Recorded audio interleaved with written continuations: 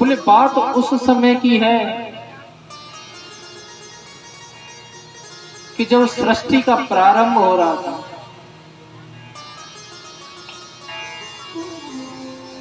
माता लक्ष्मी के साथ में नारायण अपनी शेष शैया पर लेटे हुए हैं और ब्रह्मा जी भ्रमण करते करते वहां पहुंच जाते हैं और नारायण जी को देख करके कहते ललकार के बोलने लगे कि इस सृष्टि में तू है कौन, तुच्छ सा प्राणी। नारायण ने देखा कि ये मेरा पुत्र ब्रह्मा,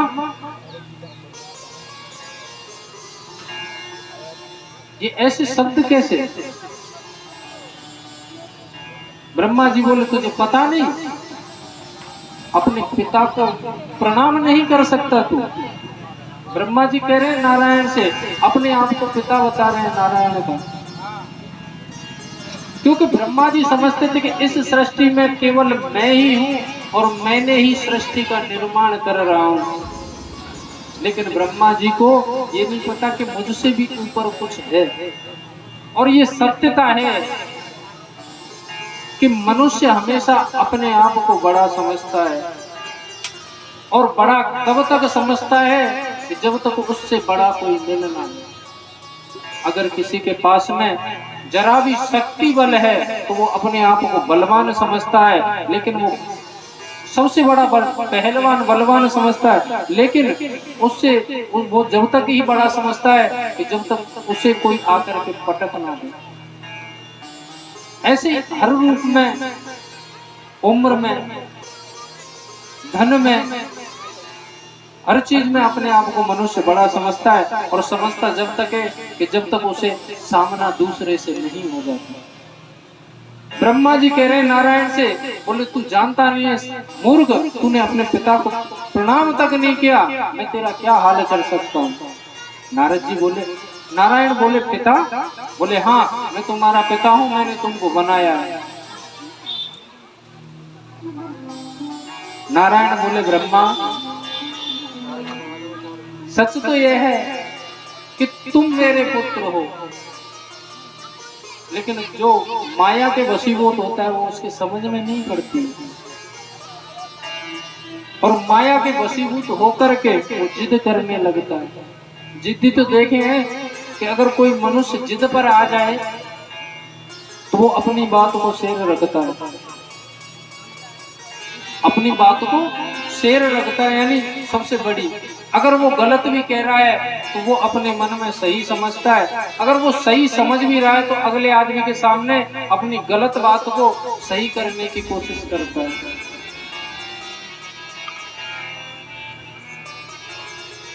गलत जिद करने का मतलब है कि जैसे 4 और 4 8 होते हैं वास्तविकता, लेकिन अगर किसी को गलत सिद्ध करना है तो वो 9 भी कर सकता है।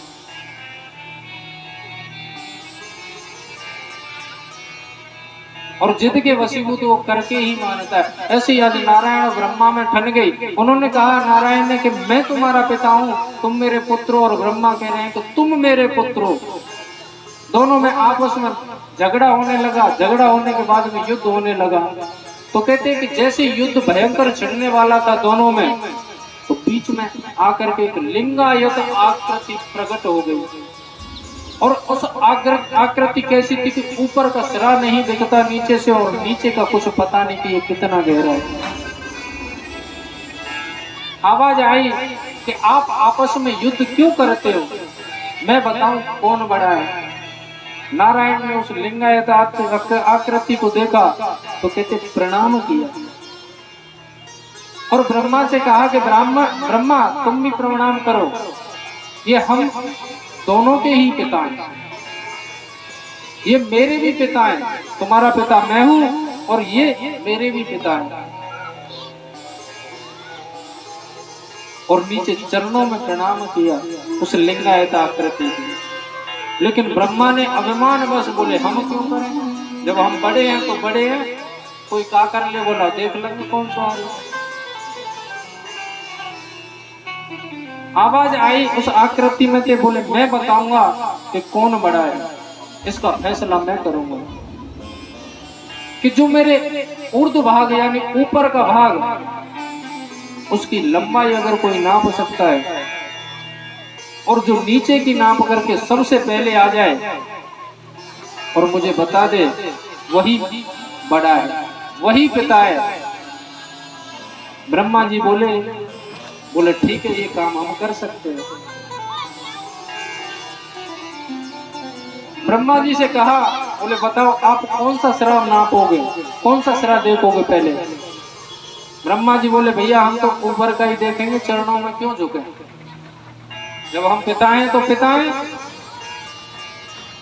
विष्णु जी बोले, नारायण बोले कोई बात नहीं, हम तो चरणों में ही पड़े रहेंगे तो हमारा उद्धार हो जाएगा। उन्होंने 12 भगवान का रूप लिया, नारायण ने 2 बार 12 भगवान का रूप लिया है, एक तो इस जगह पर और एक हिरण्याकश्यप को जब मारा है, जब 12 भगवान बन करके पृथ्वी को लेकर के आए थे, जब लिया उन्होंने 12 रूप लिया। 12 रूप क्यों लिया कि पृथ्वी को खोदने की क्षमता अगर किसी जानवर में है, जीव में है तो वो 12 भगवान है। शुगर है, आपने देखा होगा कभी उनको, अगर 10 फुट तक भी एक दाना होगा ना अन्न का, उसे 12 भगवान खोद खोद करके निकाल लेते हैं अपनी सूंड से। इतनी उनकी सूंघने की और खोदने की क्षमता होती है। तो वो तो चले गए पाताल लोक की तरफ और इधर ब्रह्मा जी ने हंस अवतार लिया और ऊपर की ओर उड़ने लगे। कहते हैं हजारों वर्ष हो गई ऊपर चलते चलते, लेकिन उनको कहीं पर छोर नहीं मिला ब्रह्मा जी को। विष्णु जी तो 12 अवतार लेकर के गए, थोड़ी सी दूर वो तो आकर के बैठ के चरणों में, इनकी था कोई नहीं ले सकता, इनकी था कोई नहीं ले सकता। जब अनन्य वर्ष हो गई भ्रमण करते करते ब्रह्मा जी को हंस अवतार में, तो कहते वहां पर एक केतकी का फूल मिला और केतकी को फूल को देख करके ब्रह्मा जी बोले, क्यों केतकी के पुष्प, तू यहाँ क्या कर रहा है। बोले कुछ नहीं, मेरी जगह ही यही है। बोले तुझे पुष्पों में सबसे श्रेष्ठ मनवा सकता हूं मैं, अगर तुम चाहो तो, और तुम्हारे बिना मेरी पूजा नहीं हो ऐसा कार्य कर सकता हूं मैं। बोले क्या। बोले नीचे एक पुरुष मिलेगा, उसके सामने सिर्फ इतना कहना है कि इन्होंने ऊपर का सिरा देख लिया। केतकी का पुष्प बोला, बोले मैं क्यों झूठ बोलूं, मैं तो झूठ नहीं बोलूंगा, इसमें मेरा क्या फायदा है। बोले नुकसान भी बता, नुकसान क्या है, तू यहाँ कर क्या रहा है, तेरी प्रतिष्ठा में बढ़वा दूंगा, तू देवताओं की पूजा में काम आएगा, सबसे पहले तेरे बिना कोई पूजा नहीं होगी। केतकी के पुष्प को लालच आ गया, उसने सोचा कि यहाँ भी तो वैसे ही पड़े ही हैं, चलो चलते हैं, ब्रह्मा का साथ दे देते हैं। केतकी के पुष्प को ब्रह्मा जी साथ में लेकर के आ गए और आकर के बोले कि मूर्ख, मैंने देखा है पूरे सिरे को, इसलिए मैं बड़ा हूँ, मैं तुम्हारा पिता हूँ। इतने में उस लिंगायत आकृति में से आवाज आई कि ये ब्रह्मा झूठ बोलता। ब्रह्मा जी बोले, लो सब, मैं क्यों झूठ बोलूंगा, मुझे क्या लोभ है झूठ बोलने का, और मुझे पता थी कि ये बात जरूर आएगी, इसलिए मैं ऊपर से केतकी के पुष्प को लेकर के आया हूँ। क्यों भाई बता, मैंने सिरा देखा है कि नहीं देखा। उसने कह दिया, बोले हाँ। तुरंत आवाज आई कि जब मैं तुझे श्राप देता हूँ कि तू कभी मेरी पूजा में चढ़ नहीं सकता, तुझे मैं अपनी पूजा से वंचित करता हूँ, वर्जित करता हूँ। अगर कोई तुझे मेरी पूजा में लेकर के पूजा करेगा तो उसका विनाश हो जाएगा, ऐसा श्राप दे दिया। ब्रह्मा जी घबराने लगे एकदम से, अपनी भौं के बीच से निकल करके, कहते एक भौं के बीच से एक दैत्य पुरुष को अनंत योजन विस्तार ऊंचाई वाला एक गण निकाला और उसके सिर को काट दिया। ब्रह्मा जी के 5 मुख थे, सबसे पहले चारों दिशाओं में एक ऊपर की ओर, जो ऊपर की ओर मुख था उसे कटवा दिया। विष्णु जी ने तो चरण पकड़ लिए, बोले प्रभु क्षमा करो, ये मायावश होकर के ऐसा बोलता है, अभी इसे भान नहीं है, ज्ञान नहीं है कि आप कौन है। ब्रह्मा जी से कहा, रे मूर्ख, अब तो चरण पकड़ ले, कम से कम नहीं तेरा विनाश निश्चित है। कहते हैं उस लिंगायत आकृति से लिपट करके साष्टांग प्रणाम किया ब्रह्मा जी ने, और नारद बोले प्रभु क्षमा करो इसको। तो कहते हैं उस लिंगायत आकृति में से आवाज आई कि विष्णु तेरे कारण आज ये बच गया, नहीं अनर्थ हो जाता मुझसे। मैंने तो सोचा कि सृष्टि को विस्तार देने की, लेकिन यहीं पर विनाश हो जाता है। जब ब्रह्मा जी ने पूछा नारायण से, बोली ये आकृति है क्या, ये लिंगायत?